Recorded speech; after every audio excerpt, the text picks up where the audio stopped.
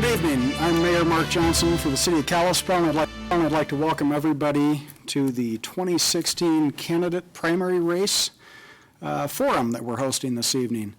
We have 6 candidates with us this evening, and the process is going to be each candidate will have 1 minute to introduce themselves, and then I'll go through a series of questions. They'll have 2 minutes to answer the questions, and then a 2-minute closing statement. So on my left this evening is Jean Berrigan, and she is a candidate for House District 11. Jean, could you give us your introduction? Yes, I'm, as he said, Jean Berrigan. I'm Montana born in Havre, educated at MSU Northern. I have a degree in social studies and history. I've been an educator for the last 40 years at the middle school level at Evergreen, at Flathead High School. I had 3 different assignments internationally, and I've been teaching recently for the University of Great Falls and as an adjunct for Flathead Valley Community College. I'm a former trustee of the school district number 5, former president of Republican Women, and young Republican advisor at Flathead High School. I live in my home district. I've lived there for 40-some years, and I hail from Lakeside, Montana. Great.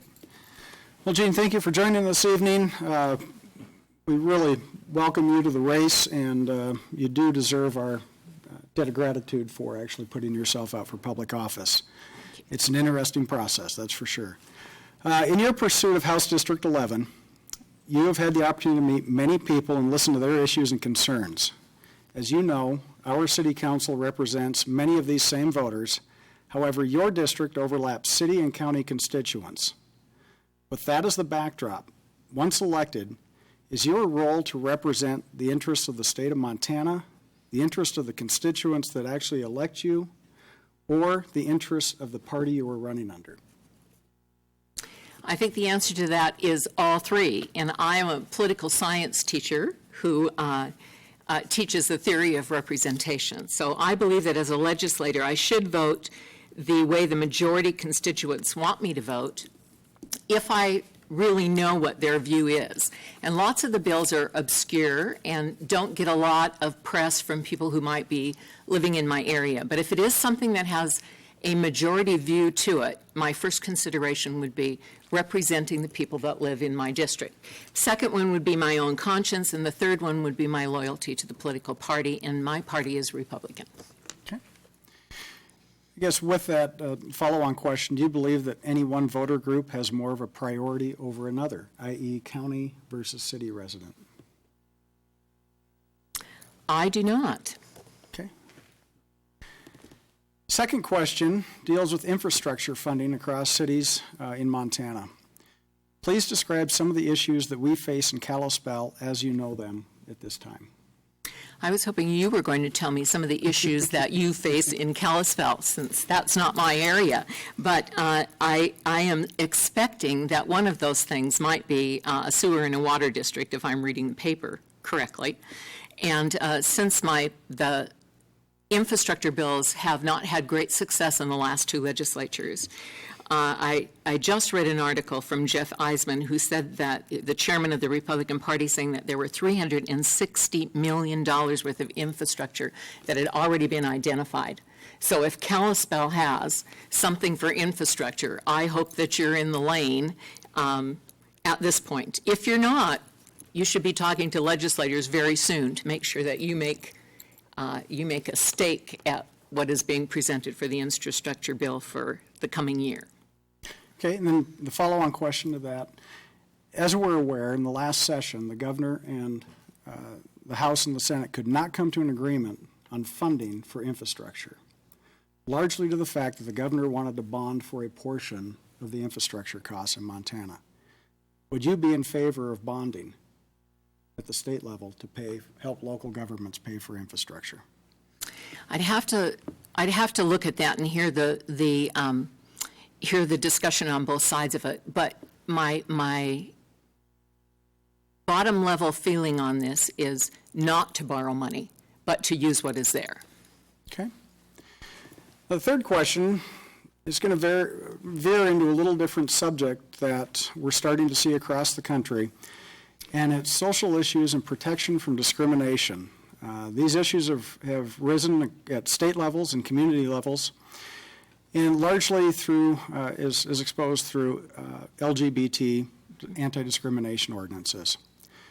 Do you believe the state should pass any legislation to offer support or anti-discrimination laws for the LGBT community? I'm not exactly certain on that, but I do know that the Montana Code annotated says that there's freedom from discrimination based on race and creed, religion, color, sex, mental and physical disability, age, and national origin. And if a consideration that seems to have come up with Kalispell School District 5 when they discussed this question for about 4 months before they finally wrote a policy. And then there are 5 cities across the state of Montana have also written ordinances on that. What the general understanding is what is not enumerated as a freedom is sexual orientation or sexual identity. So if that, I can't imagine that there will not be a bill on this in the next legislature, and I'm hoping that we can look to the 5 cities that actually have a policy in place, and we can look at School District 5, and the legislature will be honor-bound to examine it.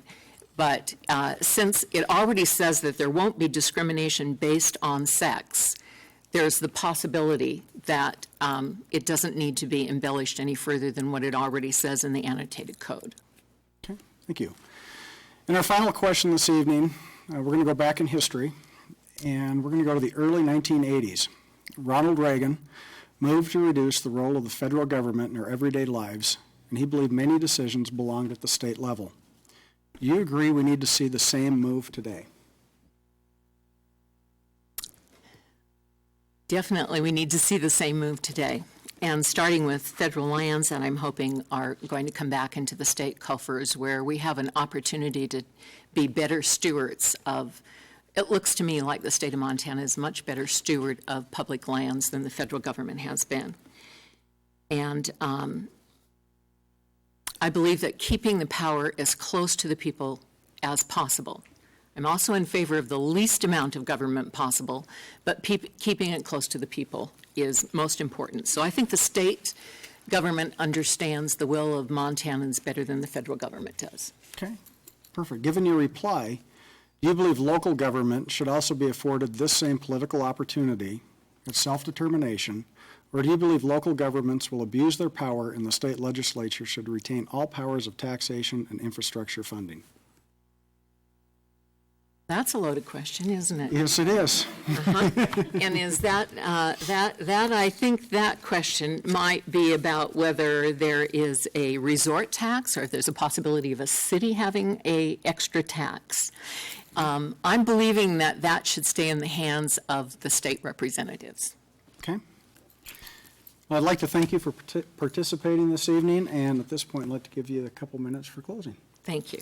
Thanks. My pleasure to be here. And I would say that what's most important to the people in my district, if I keep my ear to the ground here, is to investigate property taxes and property tax relief. The thing that comes up most frequently for me is that taxes seem to continually to be loaded onto property. And so if I'm elected to the legislature, that's something I want to investigate. Does it always have to be there? I'm in support of an infrastructure projects that have merit, and I hope that this legislative session sees us appropriating money that is available for those.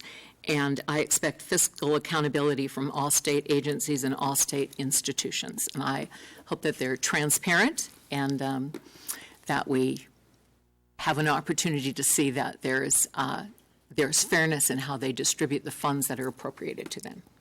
Thank you for having me here. Yep, thank you. My good pleasure. All right. Best of luck. Thanks, Mark.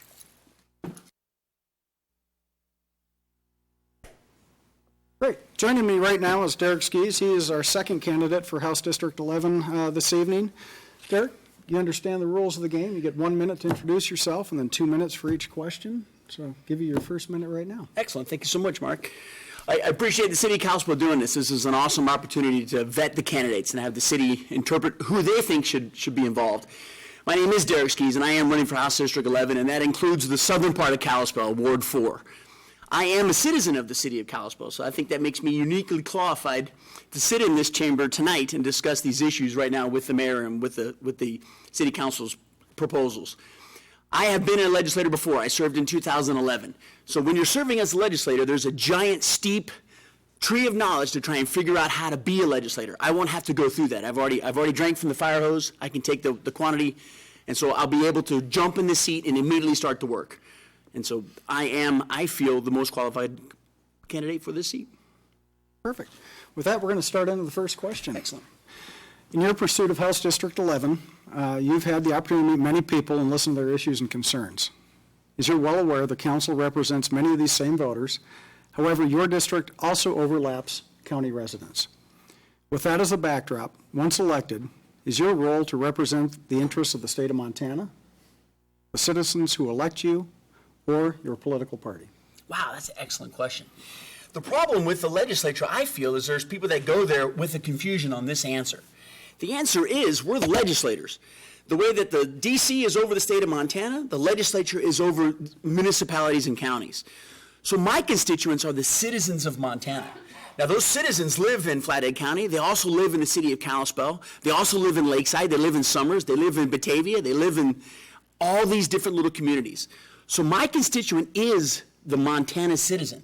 And so I should make sure that I do things that benefit the Montana citizen. If one segment of that population comes to me and wants something, then I'm going to judge it against my principles. And my principles will look at it, does it benefit the most people? If it only selects a segment to benefit them at the exclusion of the others, I'm concerned about that. I think the failure of government is picking winners and losers, where it doesn't just affect an entire field. I should only do things that affect everybody in the district. Now, with that being said, I know we have some more questions tonight on funding for the city, so that will affect people that are just in this district, the city part of it. Correct. And from your answer, I guess, let's clarify one more time, because I have a follow-on, and it's, do you believe any one voter group has more of a priority over the other, county versus city? No, sir, they do not. Thank you. Well, the truth is, you should run on principles and run on a mandate of what you're going to do. The beautiful thing about me is everybody knows me. The number one comment I hear is people know exactly how I'm going to vote. So when I go to the door, I tell people how I'm going to vote. So when you vote for me and I get there, then I can do those things with a mandate, and I don't have to worry about trying to put my finger in the wind to figure out what the noisiest voices are doing in my district. Okay. Next question. Yes, sir. You're aware of infrastructure funding across, the cities across Montana, the issues that they face. Please describe some of the issues we face in Kalispell as you know them currently. Excellent. Kalispell's got a lot of big issues coming down the pike. One, we have mandates from the federal government to do certain things, and we don't have the funding to require that. Our 911 center is an example of that, which I'm sure we'll discuss with the county. But a great example is your septic and your water supply. The EPA is going to give you guys all sorts of things that you're going to have to comply with as they get more and more stringent on regulations. All of those compliance issues are going to cost the city money. So that and the infrastructure needs of the city of Kalispell, I think, are the most critical components that you guys face. We all are suffering from an economic downturn, although things seem to be getting a little bit better for certain sectors, and that's awesome. And so everyone's tightening their belts. So when the city is looking at how do I fund things, I want to help the city figure out ways that we can fund programs without necessarily raising taxes. Okay. As a follow-on, as you're well aware, in the last legislative session, the governor and the Senate and the House could not come to an agreement on an infrastructure funding bill. The governor wanted to borrow, the Senate did not, and the House did not. Do you believe borrowing should be allowed for infrastructure funding in Montana? No, not when we have a $300 or $400 million surplus. No, I don't think we should be bonding. Okay. Next issue, we're going to veer into a little different topic. Social issues have become an issue across the country and in some local communities in Montana as well. Largely protection from discrimination for the LGBT community. There have been many non-discrimination ordinances enacted in cities in Montana. Do you believe the state should pass such protections or legislation to offer such protections to that group? No. I will explain. Please explain, because I was going to say. I'll jump past the fountain. Here's the complication with non-discrimination ordinances and the whole non-discrimination hate speech argument. We're in a republic, and the rule of law is what dictates to us how we behave. And so if we create a non-discrimination ordinance, what you're doing is allowing a separate interpretation of the law for a select group of people. That is not what's constitutional. Constitutional is equal justice for all. We are all the same under the law. And so when you create a non-discrimination ordinance to protect a certain class, regardless of what that class is, you're going to invariably discriminate against the class that isn't listed in the NDO. And so I think it's a path for failure. There should be equal justice across the screen. We should have no discrimination whatsoever. All of our statute language should say the City of Kalispell will not discriminate, period. School District 5 will not discriminate, period. Because every time you add a different class after that, there's always another class that's going to be discriminated against. Okay.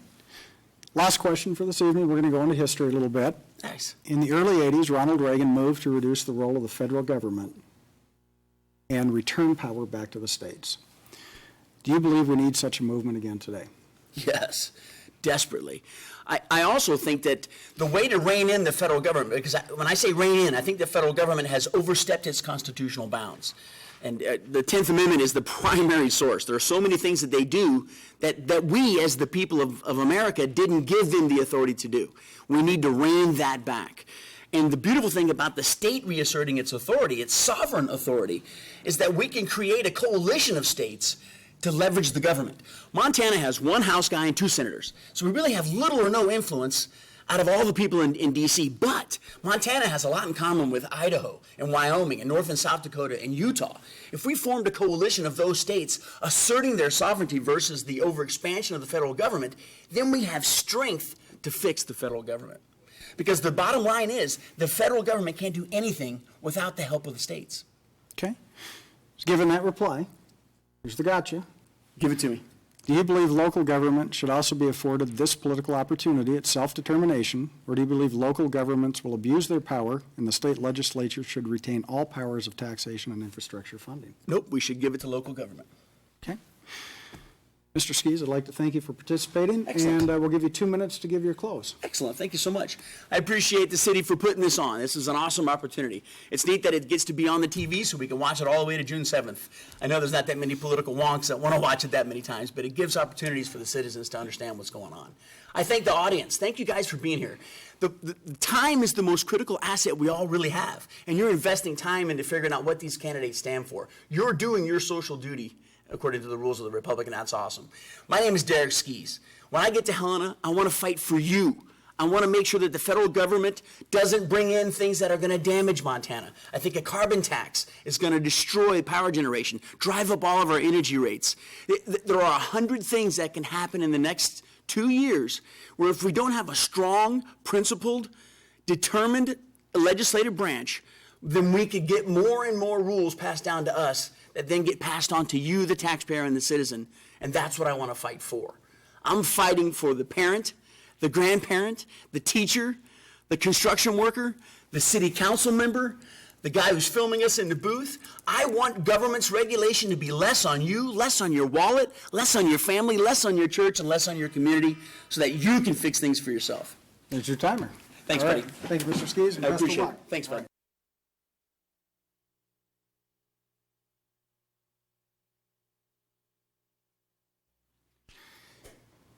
Okay, at this point in time, I have Mr. Don Kaltschmidt sitting to the left of me. He's running for Senate District 3.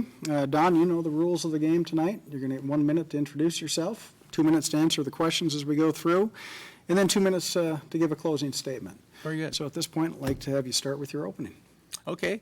I'm Don K. Kaltschmidt. I live in Whitefish. I have for the last 20 years, been in business in Whitefish for the last 35. And I'm running for Senate District 3, which encompasses North Whitefish all the way up to the Flathead County line, all the way down to 3 Mile Drive and jogs over to Village Greens. So it's a pretty diverse Senate district, and I'm uniquely qualified to represent it, having grown up in Kalispell and lived in Whitefish and been a big part of the community, both Kalispell and Whitefish, for a long time. Perfect. Don, in your pursuit of Senate District 3, you've had the opportunity to meet many people and listen to their issues and concerns. As you know, our council represents many of these same voters. However, your district overlaps the city and county constituents. With that as the backdrop, once elected, is your role to represent the interests of the state of Montana, the constituents who elect you, or your political party? Okay, that's a great question. My first and foremost, in my view, who I'm beholden to is the constituents specifically of Senate District 3.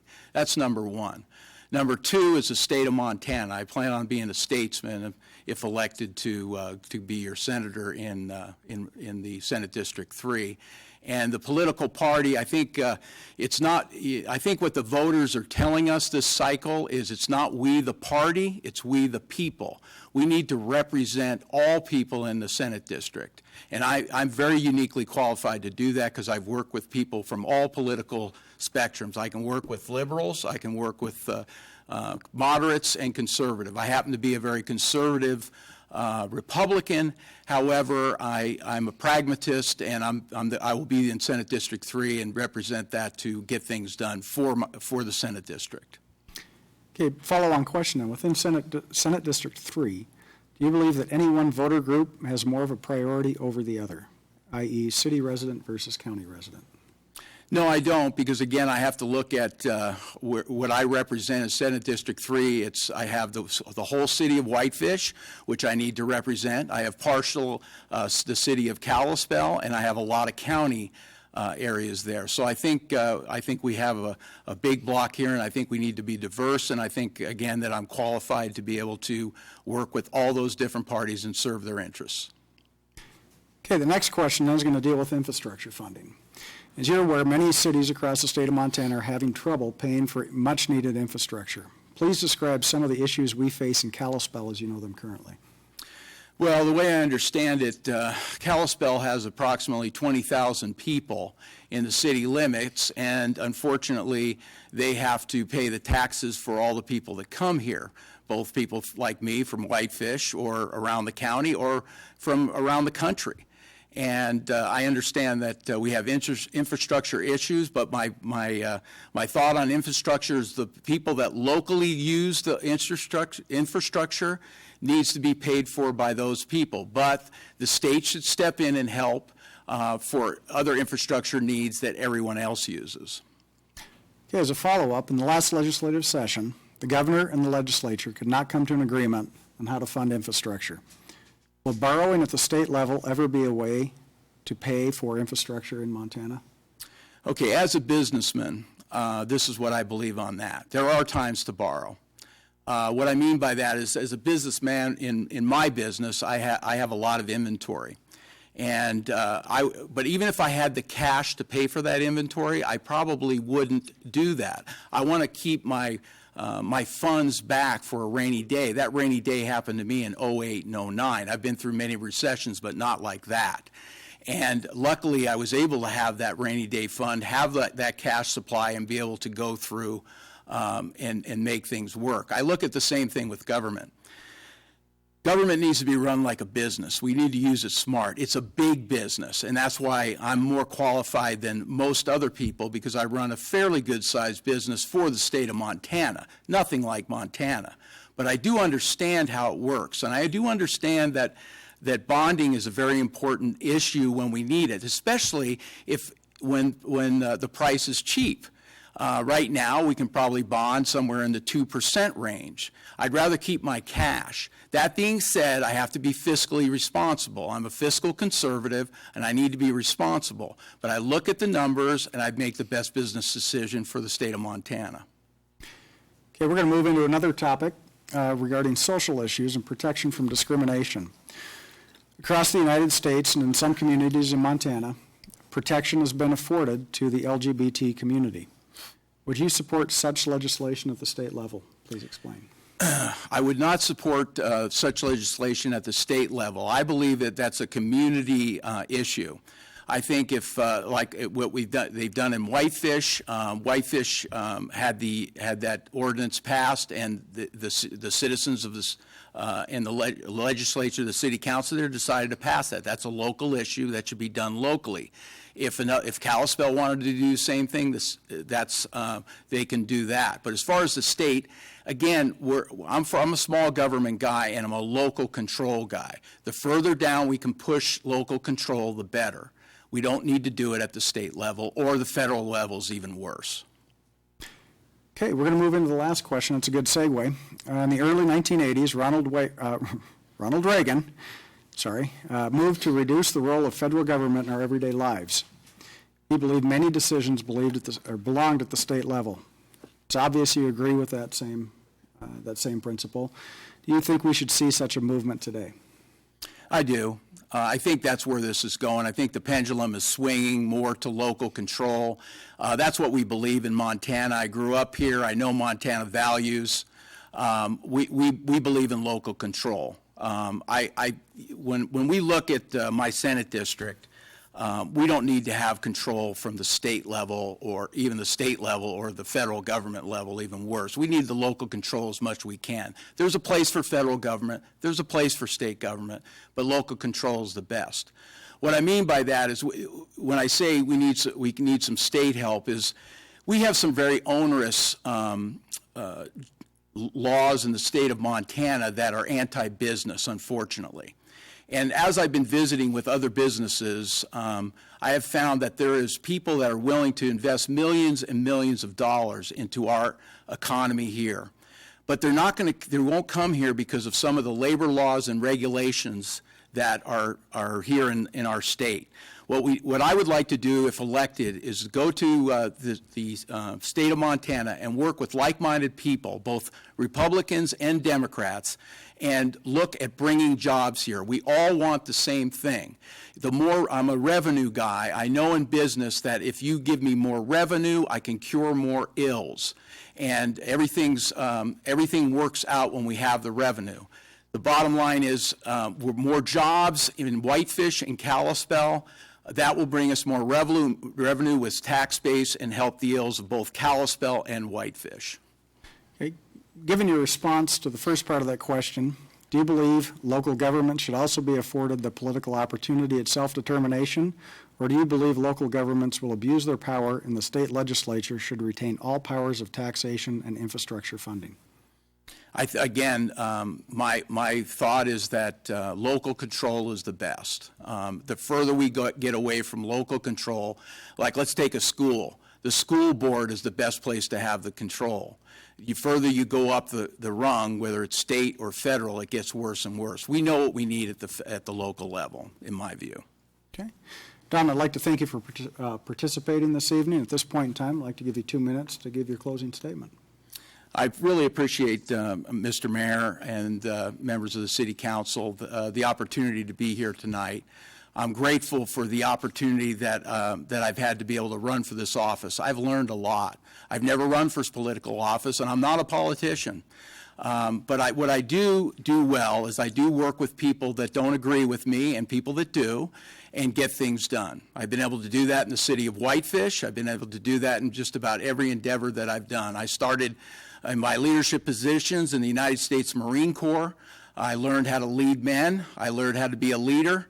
That wasn't given to me. I learned how to do that through my Marine Corps time. I can work with other people that don't agree with me, and I'd love to be your Senate. I'm to a point in my life that if you give me the opportunity, I'm ready to be hired as your senator, and I will do a good job for you. Great. Don, thank you, and best of luck. Thank you, Mayor. Okay, with me now is Keith Regier. Keith is running for Senate District 3. Keith, rules of the game. 1 minute to introduce yourself, and then 2-minute responses to each of the questions that we ask, and then a 2-minute closing. So at this point, I'd like to have you do your 1-minute opening. Okay, sure. Keith Regier, retired teacher. Taught at Evergreen for 28 years. Live on Stillwater Road, about a mile north of Glacier High. My wife is a retired nurse from KRMC. Our children all graduated from West Valley School, graduated from Flathead High. We have a daughter that's a nurse here in Kalispell, have a daughter and her family live in Whitefish, and he teaches at Whitefish schools. Son lives in Whitefish, so we have a lot of deep roots in Senate District 3. And it's a beautiful place in the Flathead Valley to raise family. We just love it here. And that's my motivation for being in the legislature, to keep Montana, Montana. That would be it. Be it? Okay, Yeah. why don't you scoot a little closer, just to make sure we don't bite, Well, contrary to rumor. I've heard. Okay, first question this evening. In your pursuit of Senate District 3, you've had the opportunity to meet many people and listen to their issues and concerns. As you know, our council represents many of these same voters. However, your district overlaps city and county constituents.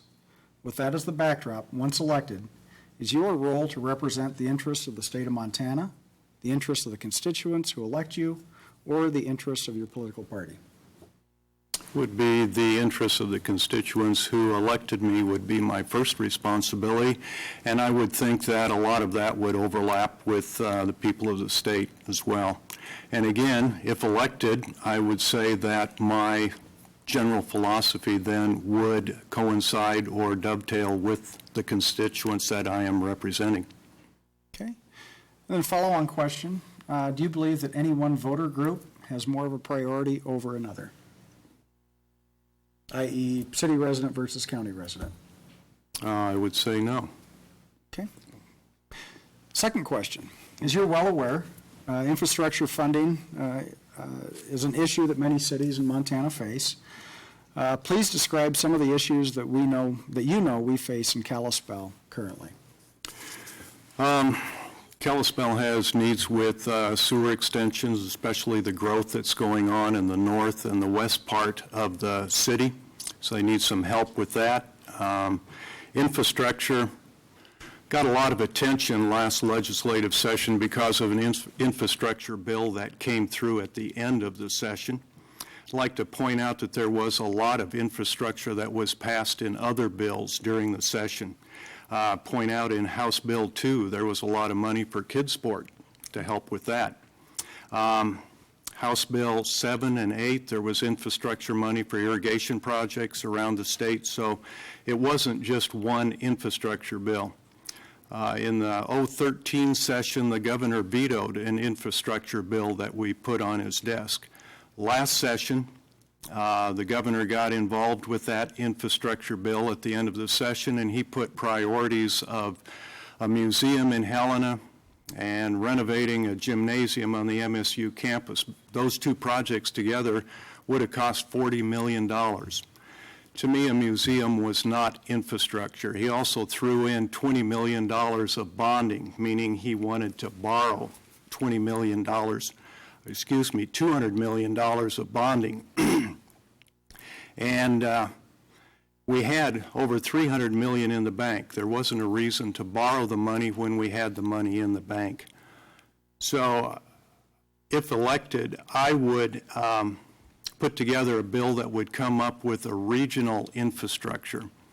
Take the north, south, east, west parts of the state, divide them into 4 regions, take any excess money that we have and make that available to cities, schools, counties for projects that they would have, could help Kalispell with their sewer system.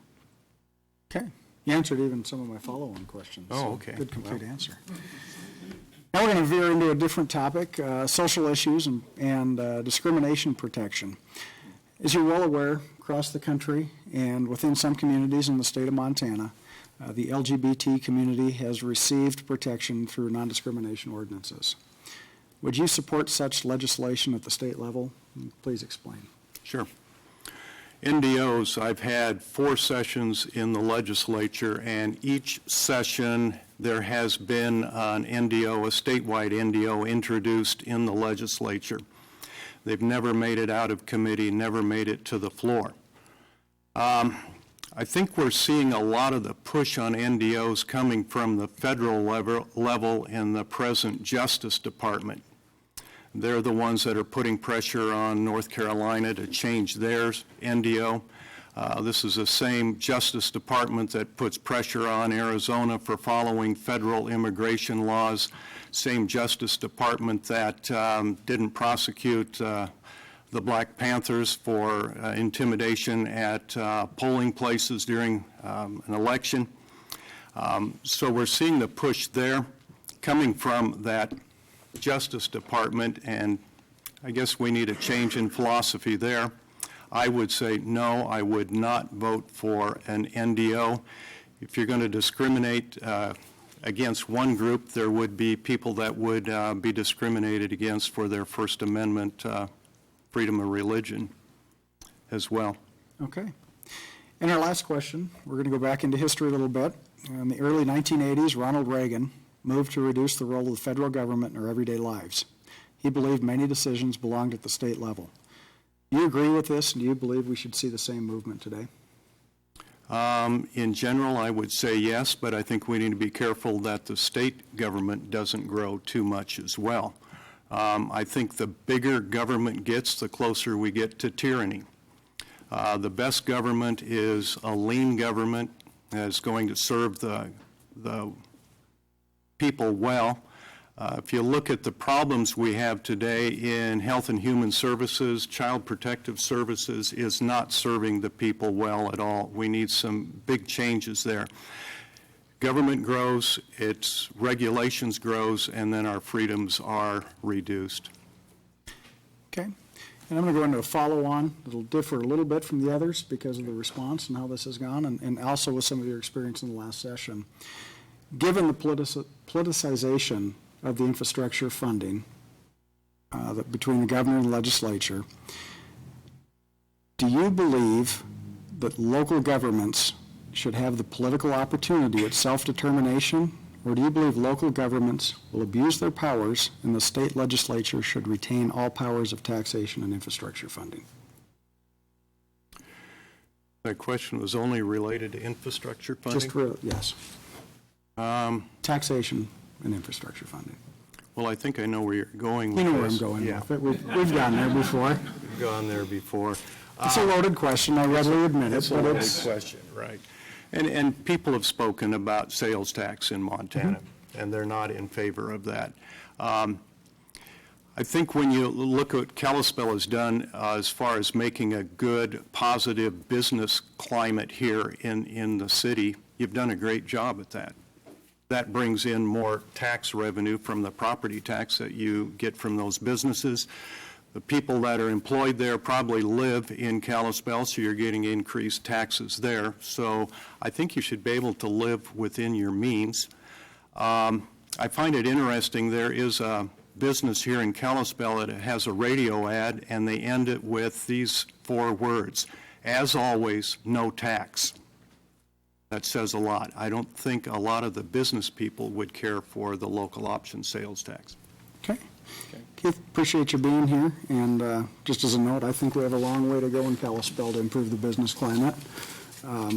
Always room to improve, we always have that, don't we? True. So I'd like to thank you for participating and give you 2 minutes for a close. Okay. I have spent the last 4 terms in the Montana House, and I'm termed out by Montana term rules, and that's why I'm running for the open Senate seat, Senate District 3. I have held various leadership positions, been a majority whip, I've been committee chair. I'm currently the House Majority Leader, and through all of that have developed respect from the Democrats, rapport with the Republicans that carries over to getting things done, and have done that without compromising Montana values. As the mayor said, that there's always work to be done. There is work to be done in the legislature. Some things that Flathead Valley really needs to be diligent about that we need to work on: invasive species. One of the reasons you and I live here is the lakes, and it's just a beautiful spot of the world, and getting quagga mussels or zebra mussels in those lakes, I mean, it'd be devastating for the northwest Montana. We need to be very diligent with that, and that's where the state needs to be very diligent and upfront in heading that off. Another issue, property taxes. There are some people that are being taxed so high that it's tough for them to stay in their house. That's not right.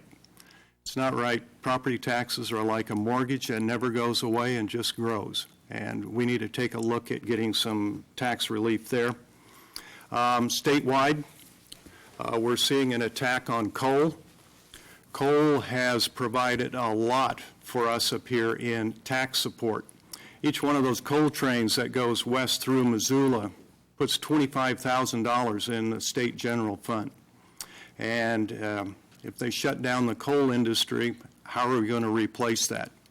Either by raising taxes on all of us, or we're going to have to cut services. So that's another thing the legislature is going to have to be very diligent about. Some other things that I would like to work on, rulemaking. We talk about government growing. A lot of times the legislature passes bills on things that they want to have done, and then they will give a department a bell to ring when it's time to stop. Okay.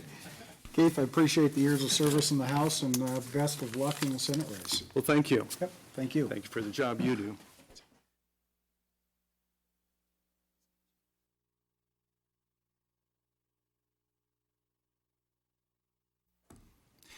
Seated at my left right now is our Commissioner Pam Holmquist. She is running once again for Commissioner seat, Flathead County. Pam, the rules of the game this evening? Yes. 1-minute introduction, 2-minute responses to the questions, and then a 2-minute closing. So Okay. at this point, I'd like to have you do your introduction. Sure. Well, this is kind of familiar. I'm used to sitting behind a little table here, speaking to the public. I am Pam Holmquist. I am your current county commissioner. Very humbled to be there. I'm a third-generation Flathead County resident. I have a wonderful husband, 3 children, 10 grandchildren, and I'm just happy to be here tonight. Perfect. Well, the first question this evening, in your pursuit of the commissioner seat, you've had the opportunity to meet many people and listen to their issues and concerns. As you know, our council represents many of the same voters. However, your district overlaps city and county constituents. With that as a backdrop, do you believe that one voter group has more of a priority over another, i.e. city resident versus county resident? Please explain how you'll represent both interests. Sure. Yeah, no, I don't think there's a difference. I get calls from the city residents. I get called from county residents. It doesn't make any difference. I don't look at their address. I just try to discuss their issue. My door's always open. I have people that want to meet me for coffee, go to lunch, and it doesn't matter where they live. We get together, we talk about the issues, and hopefully I can help them. Sometimes I can't. Okay. We're going to move on to the 911 Center. Okay. One of your favorite topics. I know you sat on that board for a number of years. So, Yes. 911 Center has been in the news over the past couple of years. First with a failed vote to fund operations with the bond, and the second with the failure of the formation of a funding district. At this time, in my opinion, we don't have a plan in place to fairly fund the operations of this joint service. Please tell us your understanding of the funding mechanism of the 911 Center. Okay. Right now, it's split up between the city and the county. The county pays 66%. I think you're 22. Whitefish is around 12, and I think Columbia Falls is 7, something like that is the division. I think we were left with kind of a, I guess for lack of a better term, kind of a can of worms. It was set up with the intent that at some time down the road we would come up with a funding mechanism for that unit. I was on the funding committee when I first came into when I first sat on the board, and we discussed several options, but what it came down to was that eventually we're going to have to go out for a bond. I think right now we're doing the right thing by doing an independent third study to see if we're actually doing our operations correctly and if we can do any cutting there. And then once that study is done, I think we'll look at all options. But I think at the end of the day, that's probably where we'll be. I think we're okay for a while. I think we've got a few years, but we'll just see how the study comes out. Okay, and then follow-on question. Right now, as you mentioned, the funding that comes from the county and from the cities, on a per capita basis, when we look at this funding, each county resident is responsible for contribution of $16 per person for 911 services. City of Kalispell residents pay $39. Is this equitable in your mind? Well, it's not. You know, you do get of course, the city has the KPD in Kalispell's case, which you do have that added security because they can respond quicker. If you were in the county, you just have the sheriff, and the response time is probably a little less on that. So, yeah, there needs to be equity there, and I think that was the intent of the district. Although I don't think we knew that was bad as soon as we got it out there, and I think we all knew that. So, Okay. The next topic. In the past, we've seen some issues between the county and the city of Whitefish with the so-called donut regulations. The Montana Supreme Court ultimately agreed with the county and the citizens who were impacted by the regulations and ruled that the city of Whitefish could not impose those regulations. With that as a backdrop, Kalispell continues to see growth in close proximity, but just outside of its city limits. Many of these property owners work and conduct business within the city of Kalispell and send their children to the schools within city limits, thereby using the infrastructure paid for by the Kalispell city residents. Additionally, we see EPA and MDEQ regulations continuing to hold municipalities to a higher environmental standard than county property owners. In your opinion, what are some of the reasons we continue to see this type of development outside of city limits? well, most likely it's the impact fees that the city has, although I think the city does have more costs associated with those. You know, you have the sewer plant, so that costs you more to operate.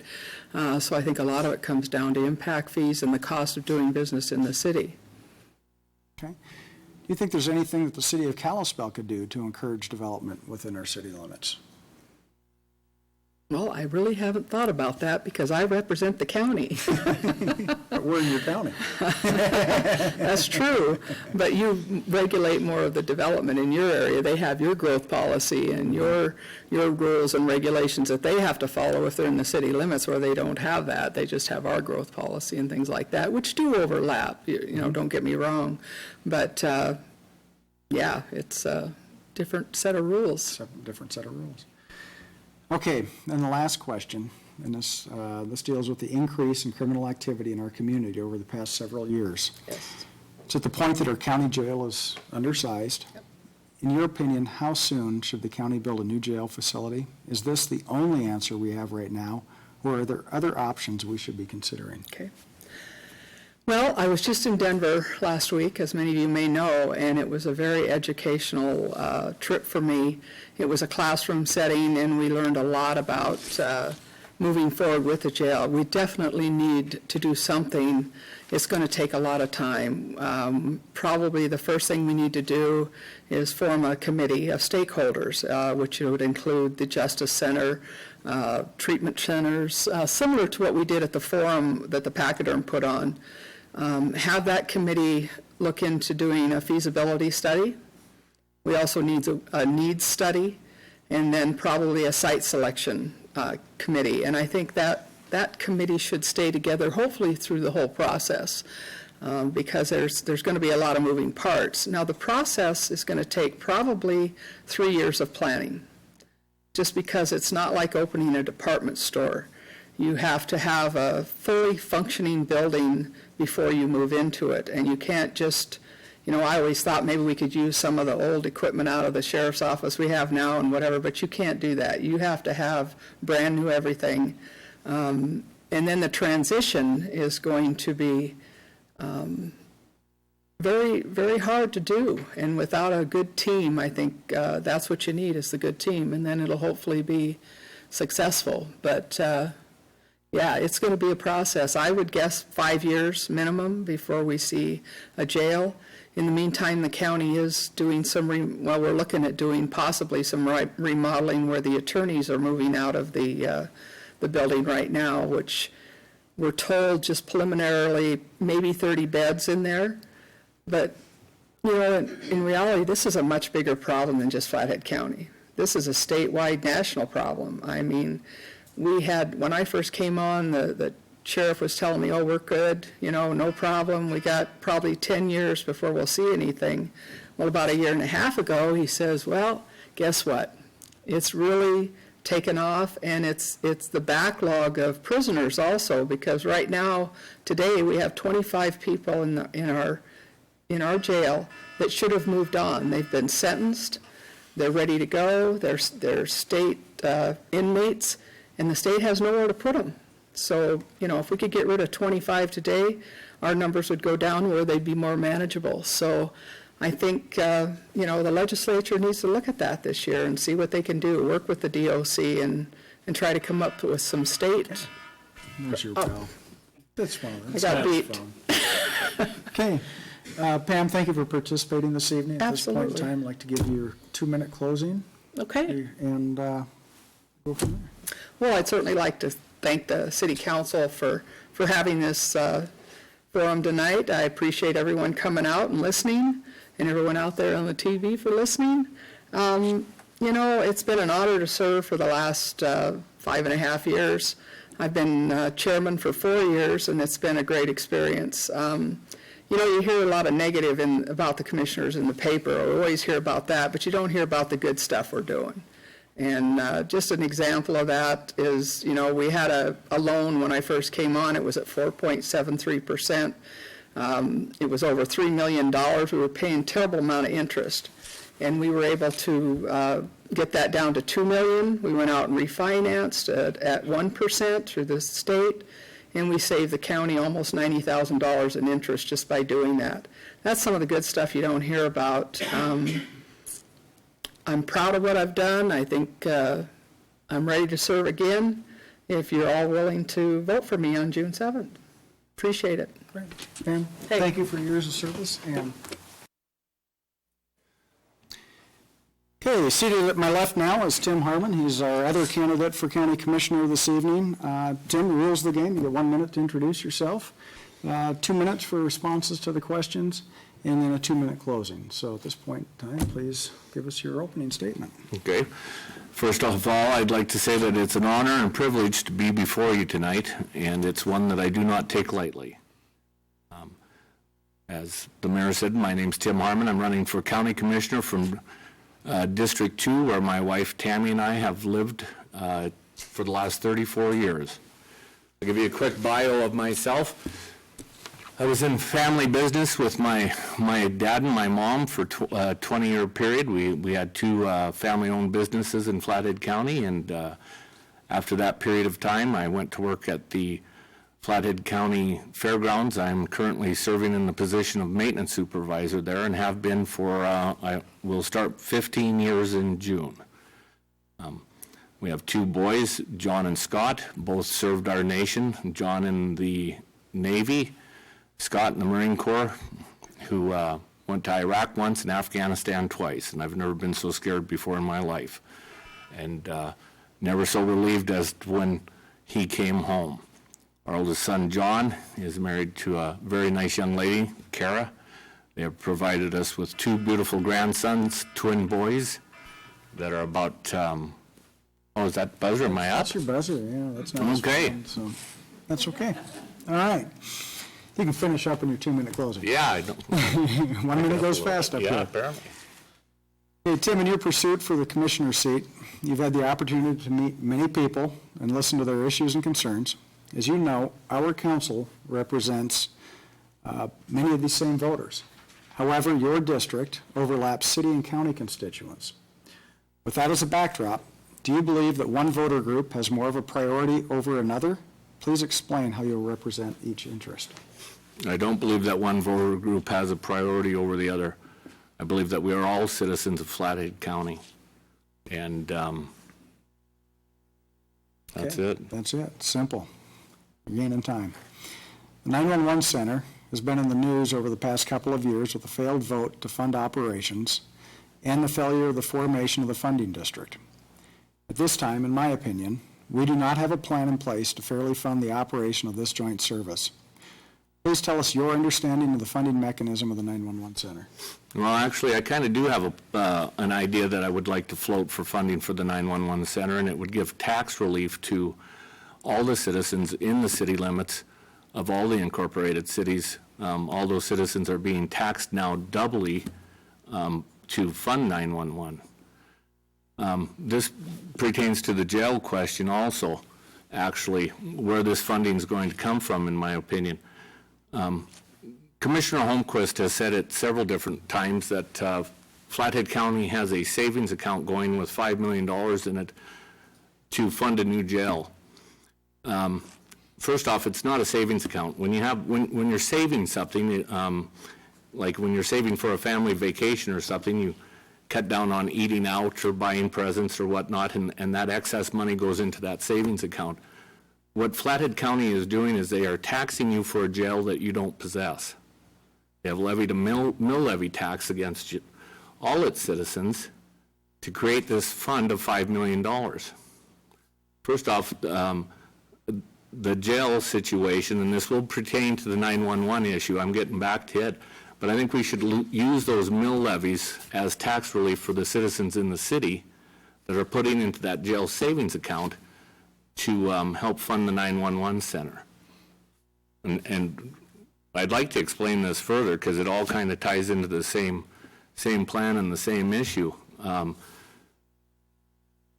It's been looked at to increase the jail or move the jail to the second floor of the current Justice Center, and I'm very interested in that plan, to remodel it for lower security members and house them there. If we've saved $5 million over a 2-year period, once again, that mill money could be used as tax relief for the city, and at the same time... We're out of time. You're going to go down to that on the 911, on the jail question. Okay. Okay, I'm going to do a follow-on question, and this brings out some of that light. You mentioned double taxation for the city residents to the county residents. Right now, on a per capita basis, when we look at the contribution from the county government to the 911 center funding, on a per capita basis with total county residents, each county resident's responsible for $16 of the operation of the 911 center. City residents per capita contribute $39. Is this equitable in your mind? Absolutely not. Once again, it goes back to the double taxation thing that I was talking about earlier. I can't tell you how interesting it is to sit up here and say you've got 2 minutes to explain your funding plan for the 911 center when my opponents had 5 years to come up with one, and everyone else has had multiple years to come up with a plan, and yet we as candidates get a full 2 minutes to voice our plan to save the system. What we need to do, for one thing, is kick this ball back to the state. There are guys in here running earlier for state legislatures. They haven't built a bed to the Deer Lodge prison since 1999. Populations have gone up, yet there is no more prison capacity for the state of Montana. We're housing inmates that should be in Deer Lodge. The state is making their problem our problem, and that's one of the facets I'd like to look at. The state's sitting on a $300 million surplus. That's your money as taxpayers. I don't know why we're saving money for a 7-year period to build a jail. What's the cost going to be 7 years from now? We don't even know how big it's supposed to be because Flathead County has been turned down for 2 grants to do a study on how big a new jail should be. You're making payments on a card that you don't own, and you're not even sure what the model is supposed to be. I say go to the state and tell the state, we need $30 million to build a new jail. Help us out here. Interest rates are at an all-time low. They're going to have to float a bond issue and tax you more for a new jail when it comes time to build one. Because there's no way that they're going to save $30 million or $40 million to build a new jail. You're going to have to pay more taxes. They're going to hit you again on a 911 tax. Okay. We're going to move into a different topic. In the past, we've seen some issues between the county and the city of Whitefish with the so-called donut regulations. Montana Supreme Court ultimately agreed with the county and the citizens who were impacted by the regulations and ruled that the city could not impose zoning and land use rules on the properties that are not located within the municipal boundaries. That as a backdrop, Kalispell continues to see growth in close proximity, but just outside of its city limits. Many of these property owners work and conduct business within the city of Kalispell and send their children to the schools located within the city. Additionally, we see EPA and MDEQ regulations continuing to hold municipalities to a higher environmental standard than county property owners. For example, it's easier to measure a point source load impact on stream quality for sewer plant effluent than it is septic impacts and agricultural impacts. Now flip this. In your opinion, what are some of the reasons we continue to see this type of development outside of the city? Well, I think part of the reason is probably regulation and its availability of lower-priced property outside of city limits for expansion. Once again, this speaks to the issue of we live in a unique community.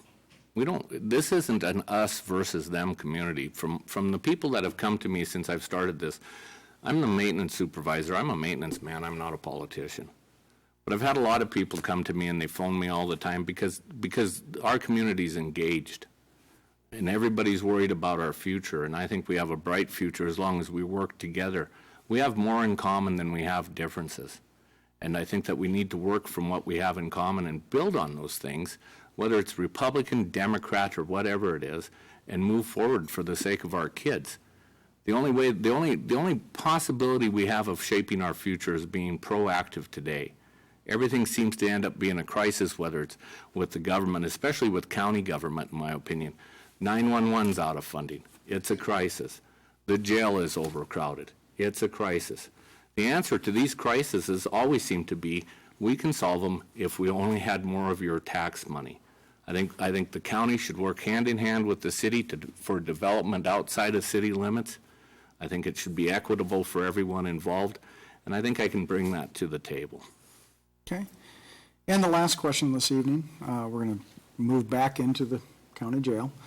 We've seen a large increase in criminal activity in our community over the past several years to the point that our county jail is undersized, as you've mentioned.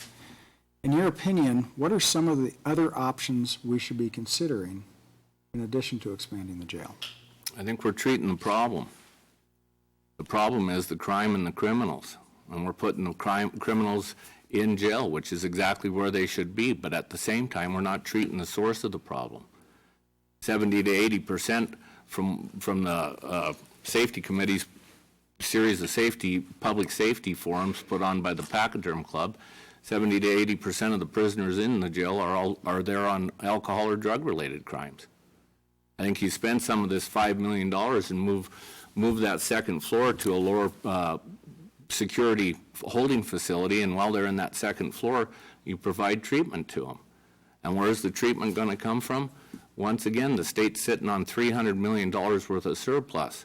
It's a 5 to 6 month wait right now for somebody who is treatment eligible in Flathead County to get into the treatment center in Butte at MCDC. 5 to 6 month wait. That's just once again, we are holding the state's problems. It's the state's responsibility to help its citizens and its counties out, especially when it's sitting on a $300 million surplus. What are they going to do with that money? Why are they saving it? For a rainy day? Guess what? It's pouring in Flathead County as far as the jail is concerned. We're letting criminals, they're letting people out of jail. There's a community service program. They used to call it work hours when I had them, back when I was in high school. I had them twice, by the way. Worked for a guy named Huz Jensen, sweeping sidewalks. Anyway, these kids come to work at the fairgrounds. Last month, I had one kid show up. I had one kid show up because his parents made him show up. Good kid. 2 years ago, I was running anywhere from 70 to 80 hours a week with community service people. They're not showing up because there's no ramifications for them. The kid told me, he said, my friends told me, you're silly for showing up. What are they going to do? Throw you in jail? Throw you in a juvenile detention center? They got to take you to Missoula to do that. We can't even keep our own juveniles here. It's a shame. Tim, thank you for joining us this evening. At this point in time, I'd like to give you 2 minutes for closing statement. Yeah, these 2-minute segments are flying by, let me tell you up here. I'd love to sit, tell you what, I'd like to buy everybody a cup of coffee after this is over, and hopefully that's the restaurant phoning. I've got reservations at Sykes or wherever. I work for you now. I work for you as the maintenance supervisor at the fairgrounds. I do a good job for you. I'm proud to be a public servant. I'm proud to work for the citizens of Flathead County. I think we've got an incredibly bright future here in a unique situation. Had a person come up and they said, Tim, I like you, I respect you, but we're adversaries because you're a Republican. I said, you know what? We're neighbors. I said, we're the same people who fill sandbags at the Flathead River when it's on the verge of coming over its banks to save someone's home whom we don't even know. We're not adversaries here, we're neighbors. And I want you to know that I'll fill those sandbags for you. I'll do a good job for you as commissioner. I'll show up on time, every time. And once again, thanks for having me here. I know that some of my answers sounded really rushed and hard to understand, and I apologize for that, but I'm a little nervous, and like I said, I'd be happy to buy anybody a cup of coffee after this is over to explain things, including the mayor. Thank you. Tim, thank you, and best of luck in the Mayor. race. All right. Yeah, I'd like to thank everybody for attending this evening, and especially thank our candidates who are running once again, like I said, for stepping up, putting yourself up for public scrutiny, and your willingness to serve our community. Many of the topics that we've discussed this evening are topics that we face in Kalispell. Infrastructure funding is one of those key elements. As a city council, we strive to save and spend your tax dollars wisely. Our goal is to run a budget and not increase our taxes year after year. That is our goal. When we do have to increase, we have to explain it to you, the taxpayer. This is not my money, it's not my council's money, this is your money. So as we struggle to fight or find those funding solutions, we have to talk to our legislators in Helena, and we have to talk to our senators and representatives in Washington, D.C. We have many problems that we have to face in the coming future. Regulations from Washington, D.C., from the EPA, regulations from Montana Department of Environmental Quality will impact our city budgets as we go forward. The growth that we see in Flathead County is tremendous. It's wonderful to see it.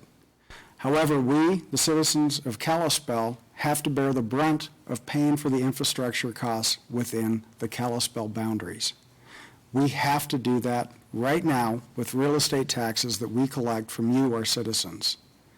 So as we look for these other funding solutions, I'll ask everybody to keep an open mind. There are other solutions out there.